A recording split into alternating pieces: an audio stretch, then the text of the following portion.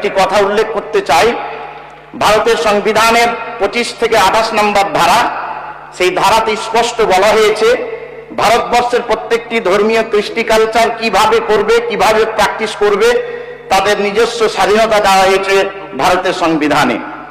কিন্তু কিছু বিষয়ে আমরা লক্ষ্য করেছি, এ সরকার আসার পরে কিছু পজিটিভ দিক আমরা আশা করছি এক মাসের মধ্যে, যেমন বিরোধী দলের প্রত্যেকটি এমএলএ কে ডেকে প্রশাসনিক মিটিংয়ে তাদেরকে বলবার অধিকার দিয়েছেন, এলাকার সুবিধা অসুবিধা তুলে ধরবার অধিকার দিয়েছেন, তার জন্য ধন্যবাদ জ্ঞাপন করছি।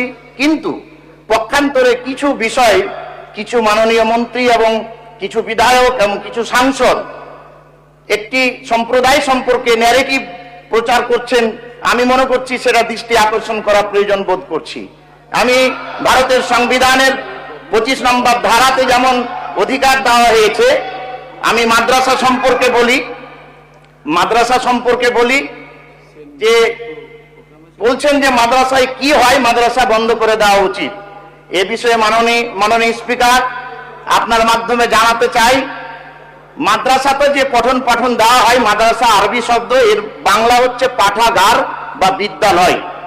এই বিদ্যালয়গুলিতে যেমন বাংলা, ইংরেজি, কম্পিউটার সব পড়ানো হয়, সায়েন্স পড়ানো হয়, অনুরূপ একটি ধর্মীয় শাস্ত্র পড়ানো হয়। আর এই মাদ্রাসা থেকেই উঠে এসেছিলেন মাওলানা আবুল কালাম আজাদ, তিনি ভারতের প্রথম শিক্ষামন্ত্রী ছিলেন। আর এই মাদ্রাসা দারুল উলুম দেওবান, যেটা 1866 সালে প্রতিষ্ঠিত হয়েছিল, সেখান থেকে ইংরেজদেরকে তাড়াবার জন্য আন্দোলন হয়েছিল এবং Shaikhul Hind Maulana Mahmudul Hasan silk letter movement, রেশমি রুমাল আন্দোলন করেছিলেন, তিনি এই মাদ্রাসা থেকেই পড়েছিলেন। পরবর্তীতে হোসেন আহমদ মাদানি 3 বছর 6 মাস যে জেল খেটেছিলেন, তারা এই মাদ্রাসা থেকেই পড়েছিলেন।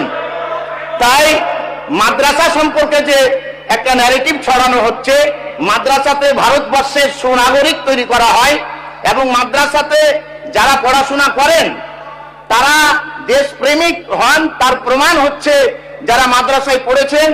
53,000 মাওলানা এ দেশ স্বাধীন করতে গিয়ে রক্ত দিয়েছেন। আমি অনুরোধ করব মাননীয় speaker, Discovery of India, Pandit Jawaharlal নেহরুর লেখা বই পড়ে নিতে অনুরোধ করব। নেতাজি সুভাষচন্দ্র বসু ইন্ডিয়া সার্গাল বই লিখেছেন, সেই বইটি পড়ে নিতে অনুরোধ করব। ডব্লিউ হান্টারের লেখা দ্য ইন্ডিয়ান মুসলমানস, এই বইটি পড়ে নিতে অনুরোধ করব যে মাদ্রাসার কি অবদান আছে ভারতবর্ষের মাটিতে। দারুল উলুম দেওবান এবং জমিয়তে উলামায়ে হিন্দের প্রেক্ষাপটে ভারতবর্ষের স্বাধীনতা আন্দোলনে মাদ্রাসা থেকে ঝড় তুলে ইংরেজদেরকে আমরা 7 সমুদ্র 13 নদী পার করেছিলাম।